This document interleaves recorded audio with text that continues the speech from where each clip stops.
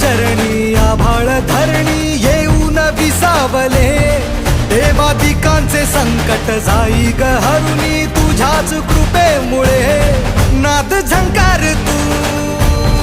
सारा संसार तू